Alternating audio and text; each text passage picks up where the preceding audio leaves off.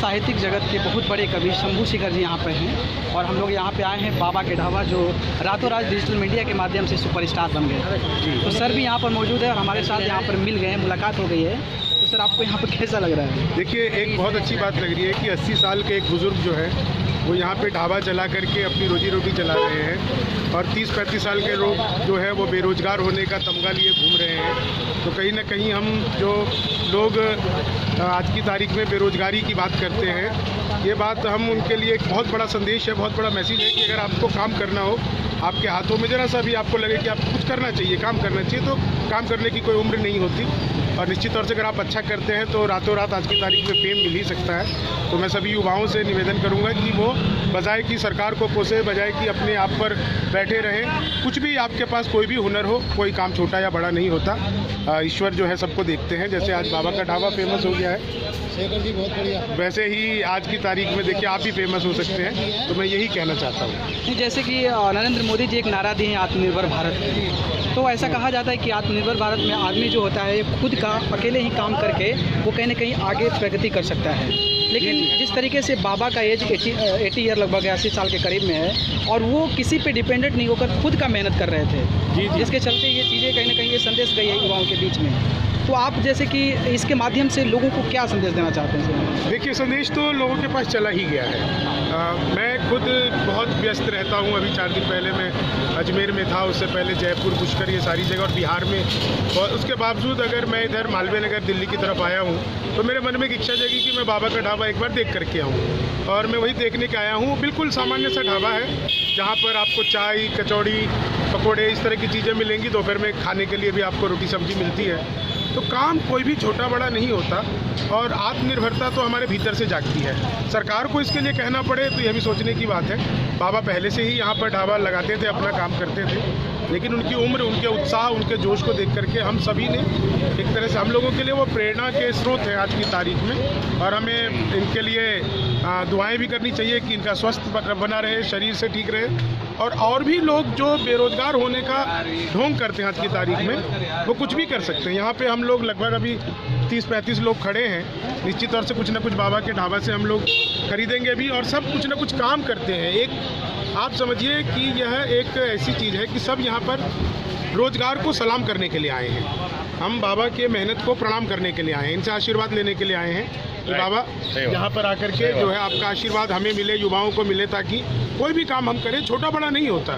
मैंने जब अपना काम शुरू किया था बहुत छोटे से 50 रुपये 60 रुपये एक प्रोग्राम के मिलते थे। आज की तारीख में पूरी देश दुनिया, शायद ही कोई ऐसा जगह हो पूरी दुनिया में जहाँ पर अभी कितने मिलता हूँ जो उस टाइम अब छोड़ो, अब तो बहुत मिलते हैं। सर एक और प्रश्न है सर, जैसे इतना मिलता है कि मैं आपको 50-60 बोल रहा हूँ। सर एक और प्रश्न, बहुत मिलते हैं। सर एक और जानकर सर एक और प्रश्न है, जैसे कि आप साहित्यिक दुनिया से जुड़े बहुत बड़े कलाकार हैं और आप देश के अलावा अन्य देशों में भी आप जाकर वहाँ पर अपना मंच का प्रसारण करते हैं। लेकिन जिस तरीके से लॉकडाउन के दौरान कई सारे ऐसे युवा अभिनेता से लेकर कई सारे ऐसे दिग्गज जो कलाकार हैं, वो कहीं ना कहीं इस इंडस्ट्री को अलविदा कह गए हैं, वो भी कहीं ना कहीं डिप्रेशन का शिकार होकर।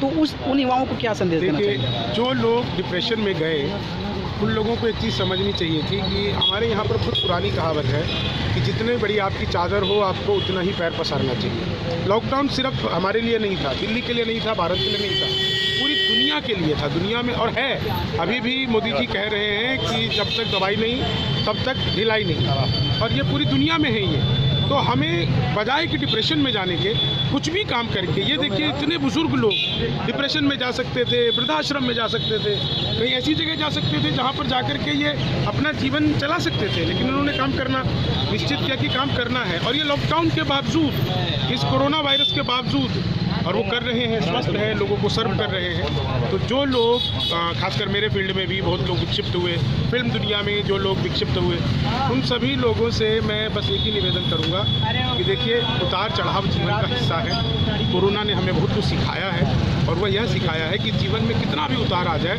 चढ़ाव की संभावना हमेशा बनी रहे। तो ऐसे ही संभावनाएं बनी रहे।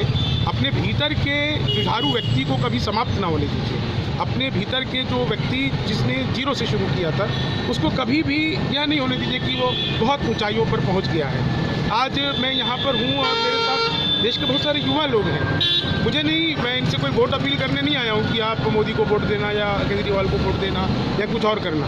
मैं बस यहाँ पे बाबा को देखने आया था, ये लोग मिल गए और इन सब से मुझे बस इतनी उम्मीद है कि ये किसी भी काम को छोटा बड़ा न समझ करके बस अपने आप को सर्वाइवल की अभी सबसे बड़ी बात है कि हम अपने आप को सर्वाइव करें। तो बड़ी खुशी हो रही है यहाँ पर आकर के। सर वैसे आप सर बिहार से हैं, बिहार से हैं और खास करके मिथिलांचल क्षेत्र से आप आते हैं। तो आप बिहार में चुनाव भी है, तो आप बिहार के युवाओं को क्या संदेश देना चाहेंगे? बिहार के देखिए, वोटरों को क्या बिहार के वोटरों को आपका मास्क कहाँ है?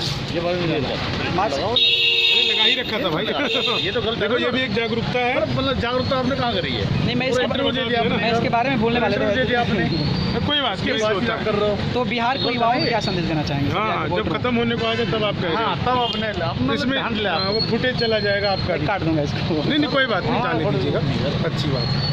जी, बिहार के युवा ही नहीं बल्कि जितने लोग जो वोटर हैं उन लोगों को बस इतना भर मैं कहना चाहता हूँ कि आप लोग इस चुनाव में अपनी मत शक्ति का ज़रूर से ज़रूर पालन करें। एक ही दिन हमारे पास ऐसा होता है जब देश की सत्ता को हम उंगली दिखा सकते हैं। अपनी उंगली पर जो स्याही का निशान होता है वह आपके लोकतंत्र का श्रृंगार होता है। तो अपनी उंगली पर आप श्रृंगार करें। जातिवाद, धर्म, संप्रदायवाद, इन सब चीज़ों से ऊपर उठ करके बिहार के विकास के लिए, देश के विकास के लिए वोट करें। इस समय बिहार में चुनाव है, कोरोना काल का पहला चुनाव है। थोड़ा अलग सा इस बार प्रचार भी देखने को मिल रहा है। सोशल मीडिया और सोशल डिस्टेंसिंग से लोग इस बार चुनाव प्रचार में लगे हुए हैं। तो एक चीज़ आप समझ जाइए, एक चीज़ मैं आपको कहना चाहूँगा कि ऐसा बिल्कुल भी नहीं होगा कि कोई सरकार आपको बचाने आएगी। आप अपने आप ही अपनी सुरक्षा में जितना ज़्यादा आप कसाई रखेंगे, आप उतना ज़्यादा बच पाएंगे। तो सरकार के भरोसे ना रहें, लेकिन सरकार को चुनने में अपनी बहुत बड़ी भूमिका जो है वो निभाएं। बिहार बहुत बड़े जंगल राज से निकल करके आगे बढ़े। बिहार की सड़कें, बिहार के हॉस्पिटल, बिहार के बच्चे, उनको पूरे देश दुनिया में सम्मान मिले। बस इसके लिए बिहार के वोटरों को आगे आना होगा और आने वाले चुनाव में वो सब पूरी भूमिका निभाएं, अच्छे तरीके से वोट जरूर करें। चलिए दोस्तों, तो ये थे सर हमारे साहित्यिक जगत के बहुत बड़े कवि हैं शंभू शेखर जी। वैसे मास्क लगा लो। अगर आप आपने तो 1 घंटे में लगाया। अगर आप इनको सुनना, तो 1 मिनट में हो जाएगा। अगर आप इनको सुनना चाहते हैं तो आप यूट्यूब पर जाकर शंभू शेखर सर्च करें और आप इनके सारे जो भी इनके पोइट्री हैं उनको सुने।